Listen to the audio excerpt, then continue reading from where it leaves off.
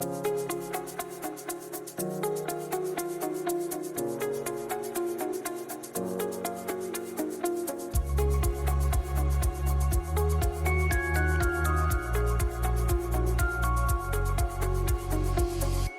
afternoon, and welcome to our presentation of Ceasefire.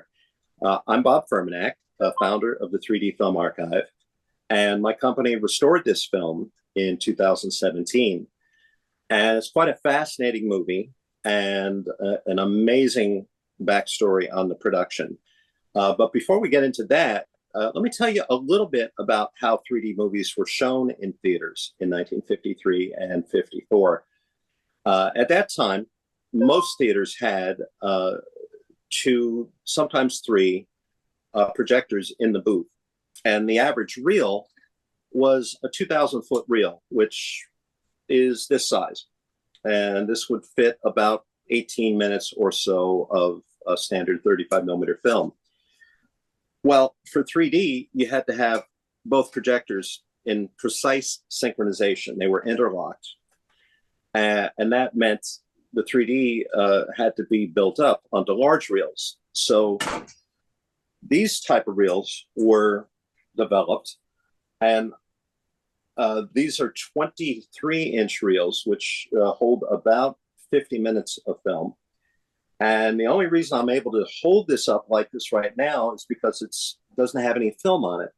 If this did have 50 minutes of film, this would weigh about 45 pounds. So you put 2 of these in a film shipper, and you've got about 85 pounds of film for half the movie to lug up to the projection booth. I don't know how they did it. One of the beautiful things about restoring these films digitally now is the entire feature fits on one of these little drives. And this does not weigh 45 pounds, so it's probably about 2. So there are some advantages to restoring the films digitally. But the 3D movies were all shown at that time with polarized light. There's a very common misconception for many decades now that they were anaglyphic 3D with the red and blue glasses. But that's not true. In the 1950s, they were polarized. And each projection port had a filter like this, which the light would go through and it would polarize the left or right film. And then you wore a pair of polarized glasses, such as these, to see just the left and right image for your respective eye. And if you think the old 3D glasses weren't pretty cool, I mean, how can you beat this design? These are magic viewers. And believe it or not, the polarization still works on these, which is remarkable considering they're 70 years old. But that was how the 3D movies were presented.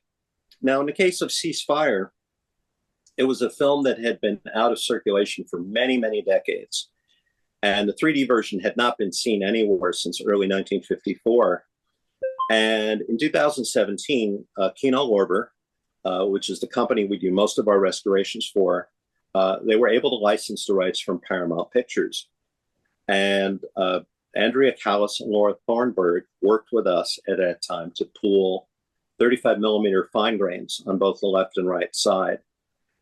In most cases, because of the tight budgets on our restorations, we're not able to go off camera negative because that is a much more expensive scanning process. And this may be hard to believe, but there's not a lot of profit in these films. So we have to watch the budgets very carefully. And Ceasefire was done off the fine grains, but these were first generation fine grains made in 1953, and the image quality was very good. The elements were scanned, and Greg Kintz, who's our technical director, took the raw left and right files, and he went through the film shot by shot. And we do that to balance the left and right side so that they're perfectly on the same level with contrast and grading.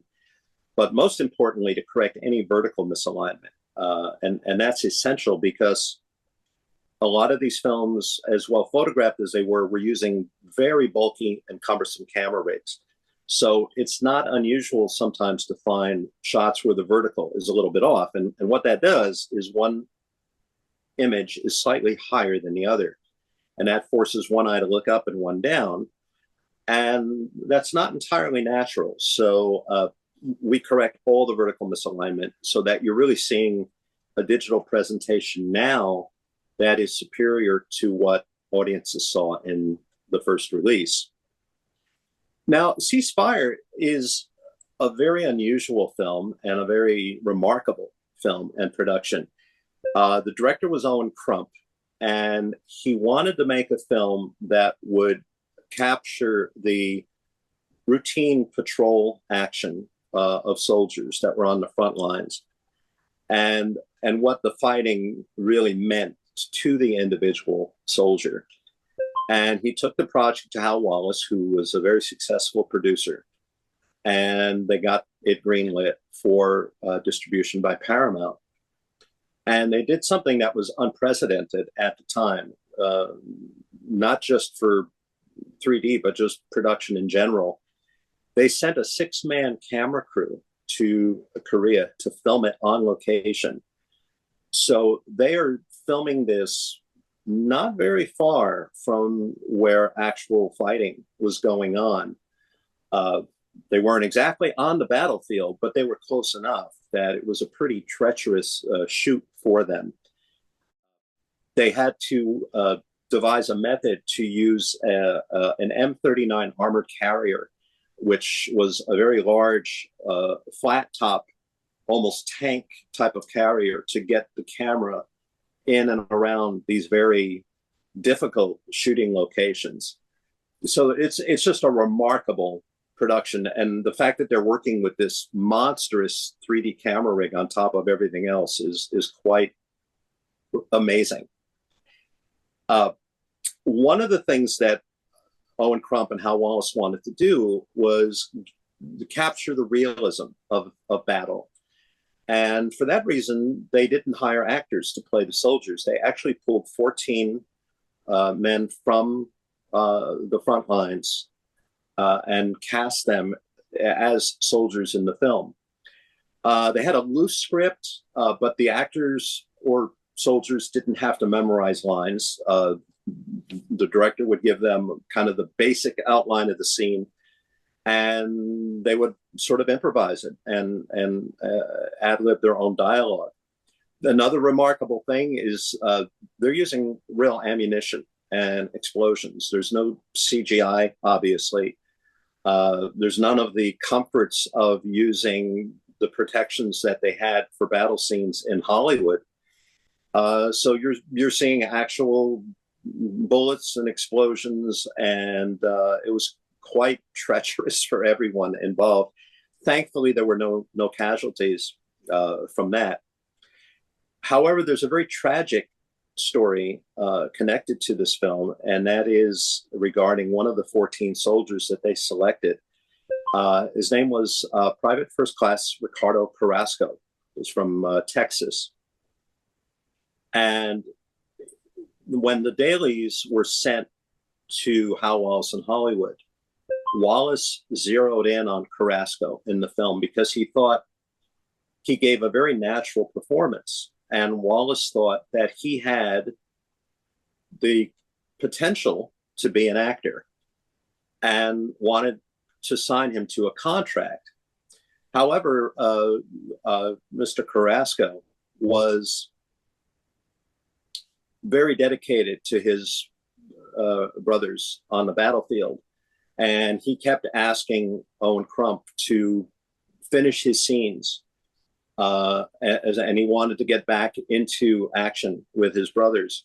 So they rewrote the shooting schedule, and he actually had a death scene for the film that they shot early so that they could release him. And tragically, he was killed a couple of weeks later in battle. And it's one of the most sad stories from any production at that time. And it was very tragic and emotional for his family. And his mother died only about 3 years later, just heartbroken from losing her son. So that's a very emotional part of the film that is hard to watch, but I think it certainly gives it the realism that Crump and Wallace were looking for. The film was very well received when it was released in late 1953. It got incredibly positive reviews from even hardcore critics like the New York Times and other papers that were not very kind to 3D movies. And they all praised the realism and heightened reality of the production. Tragically, it came out at a time when 3D movies were dying at the box office, mostly from bad exhibition. So we were able to document in the United States that only about 4% of the playdates for the film showed it in 3D. So the vast majority of people that saw it did not see it in 3D. And it stayed that way until the Blu-ray came out in 2017. I should add also that it was originally released in 3-channel stereophonic sound, and those tracks no longer survive. So what you're going to hear in this presentation is a modern recreation that was done by a remarkable audio engineer in Germany by the name of Eckhard Buchner. And Mr. Buchner worked with the original mono optical track and was able to use various digital tools to extract and do a full 3-channel spread. So you'll be hearing the sound in a pretty close approximation to what it sounded like in 1953. My feeling is if a film was photographed in 3D and the entire production process was made to do a stereoscopic motion picture, that's how it should be seen. That's what was intended by the creative team, the writers, the directors, certainly the cinematographer. I think as long as we keep getting an opportunity to restore them, we'll keep doing them, because it's creating a new digital master that will survive and will be seen worldwide. Who would have thought something like Cease Fire would get seen in Korea, 70 years after the fact? That's a wonderful, just a wonderful feeling and very gratifying. I wish I could be there with you in person to experience Cease Fire on the big screen. I hope you enjoy it and find it as interesting as I do. So thank you very much, and enjoy Cease Fire.